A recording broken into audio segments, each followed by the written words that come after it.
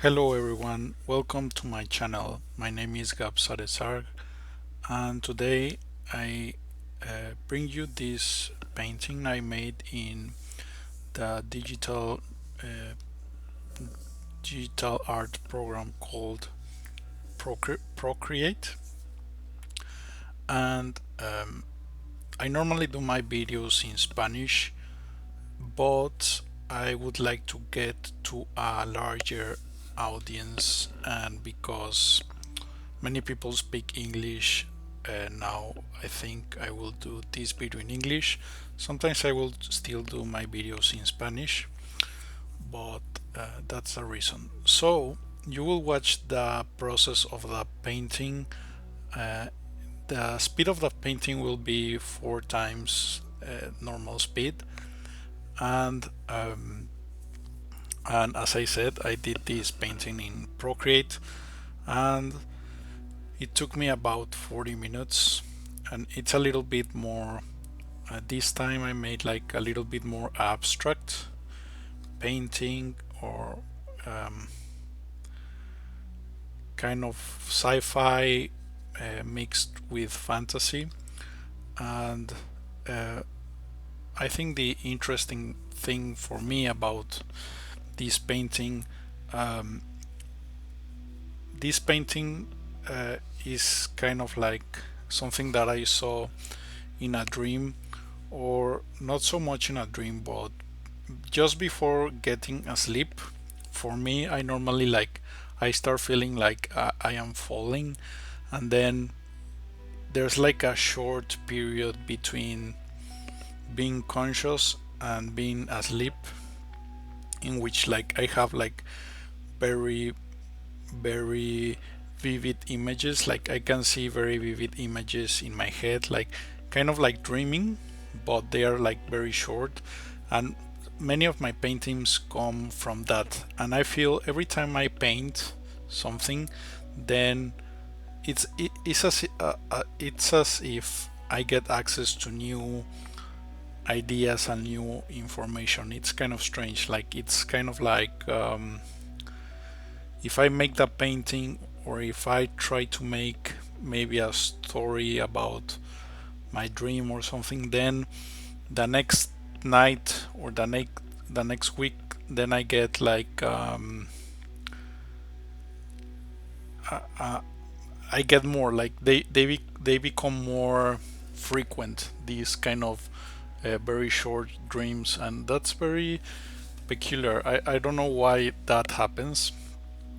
And many of you already know my channel, and you know that I like space exploration, I like art, and recently I made a video about metaphysics, and I like to talk about that kind of stuff, like the idea of being, or the idea of God, or uh, or talking about different realities and how everyone experiences different realities in a way.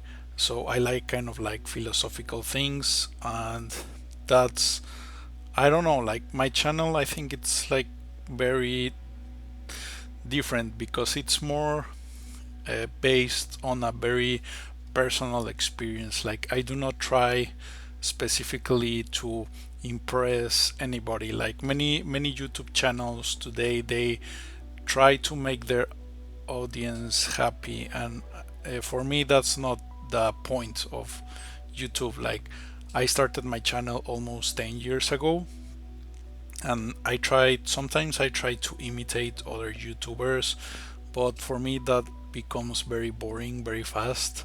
And I like to talk about other stuff that maybe for some people it may seem kind of boring, like philosophy and stuff, but I really enjoy it and I really like that. And for me, it's kind of hard to find people in the real world that like to talk about these things, because many people sometimes don't like to think about this kind of stuff, because like philosophy, or the existence of, or God, or those kind of things, because first it's a challenge to their beliefs, to think about strange things it's always a challenge because you, in a way, are constantly changing your framework.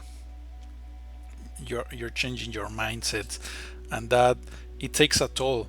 Like for me, sometimes when I have like a very let's say if I have a bad day, all the philosophical ideas I know from other people, let's say, they become very present, right? So I understand why people don't like to talk about that stuff. But also when you get a good day, then uh, you can also get all that good stuff about philosophy and metaphysics and even religion. And I don't consider myself religious in any way. I was raised as a Catholic, but so you could say my value system, my system of values personally is very Catholic like in a way, but not in a religious way. Like, I don't follow religion at all.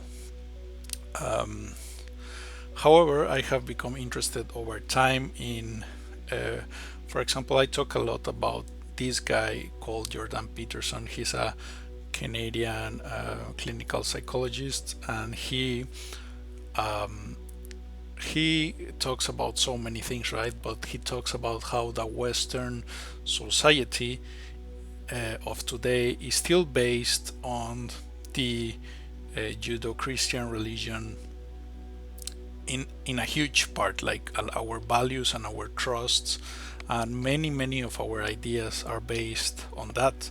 So so I don't know. That's some of the things that are I find like really interesting and passionate, and I like to talk about them. However, it's not like I only. It's not that I only think about that. Like, I really like to think about. Of course, I have to. I like to have fun, and I like to play video games when I have time. However, today I'm very disappointed because I was trying to play with a Nintendo Switch, but as you may know, the one of the controllers of the Nintendo Switch has like factory problem, so the controller drifts, and it's kind of hard to play with that. And I wanted to buy another one, but it's very expensive. So whatever. But I like to play games. That's the point. And I like a lot science fiction. I think I got into science fiction because in school, I remember in high school, I read a novel called Martian Chronicles from Ray Bradbury, which is it's not a novel, but it's a series of short stories about Mars, and they kind of make like a bigger story, and it's very interesting because this was written in the 1930s. So the perspective of Mars in the 1930s is a lot as if kind of like a very habitable planet, like you could build like a town easily. So it's kind of fun to read, I think. And then before that, I used to watch a lot of StarCraft and Star Wars when I was a kid. Um, I also played Halo in the original Xbox, so I kind of like that. But I also like art a lot, and I think the reason I like art is because in my house there were also like a lot of books of art, so I was very intrigued about them.